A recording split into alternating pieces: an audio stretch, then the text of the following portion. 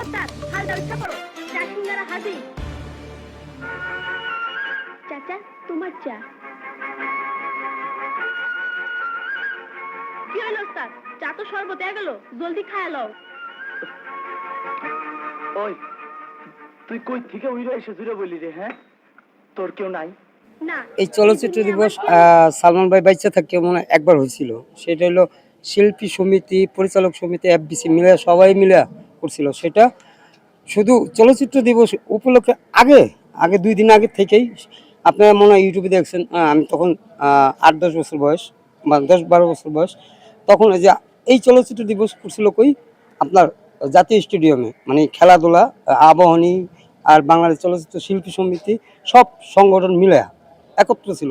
আজকে এই চলচ্চিত্র দিবস করতেছে শুধু এফবিসি একা, এফবিসি একা। তার মানে সালমান ভাই যখন করছিল, আলমগীর সাহেব ছিল তখন, রাজ্জাক সাহেব ছিল তখন, সবাই মিলে ছিল। আজকে এই জিনিসটা আমিন খান সবাই সব শিল্পীরা ছিল একত্র।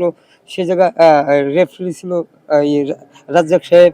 হ্যাঁ, ওই 5টা গোল সমান সমান। আবার মানে এত বড় বড় প্লেয়ারের সাথে তো আর গোল দেওয়া সম্ভব না। ওই যে হাতে যে গোল দিছে এইটাও 5টা গোল হয়েছে, আর পায়ে গোল দিছে ওইটাও 5টা গোল হয়েছে। হাফ টাইমের পরে রাজ্জাক শিল্পী আমাদেরকে মান সম্মান মাইরো না, 5টা গোল দিচ্ছে।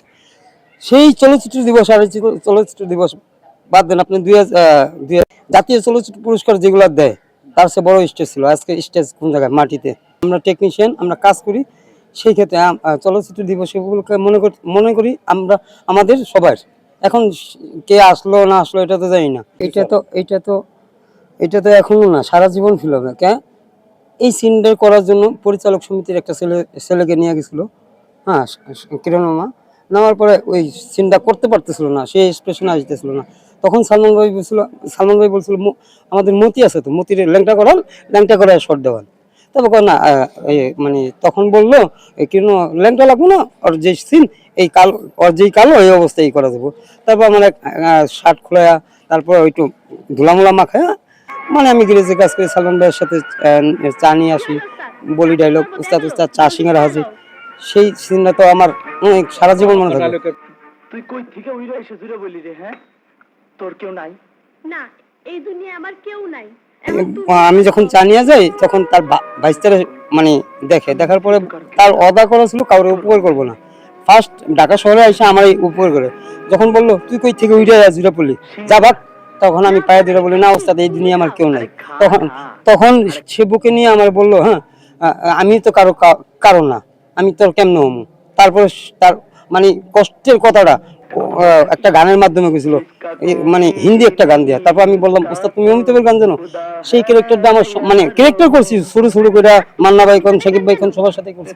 কিন্তু সালমান ভাইয়ের ক্যারেক্টারটাই আমার মনে সারা জীবন স্মৃতি হয়ে থাকবে। এটা সবাই চিনে। এখন সবাই যে জায়গায় গেলে সালমান ভাইয়ের বিষয়টা নিয়ে জিজ্ঞাসা করে, এই আপনারাও জিজ্ঞাসা করেন। আজকে বড় মানে আজকে যে আমি মানে গুগলে সার্চ দিলে আমার আমার নামটা যে পাই, এটাই হলো বড় কথা। জি, প্রথম আলোর মতো জায়গায় আমি আমার নামটা পাই। হ্যাঁ, গুগলে সার্চ দিলে আপনার কি চ্যানেল 24। হ্যাঁ, এই যে আমার যে এত ভালোবাসা হ্যাঁ সাংবাদিকরা, এইটাই তো সবচেয়ে বেশি। আমার গুলাম সব সময় সাংবাদিকরা, আমি মিডিয়াগুলি গেলে যে যেমন রঞ্জু ভাই, বড় বড় সাংবাদিকরা আমার খুব আদর করে।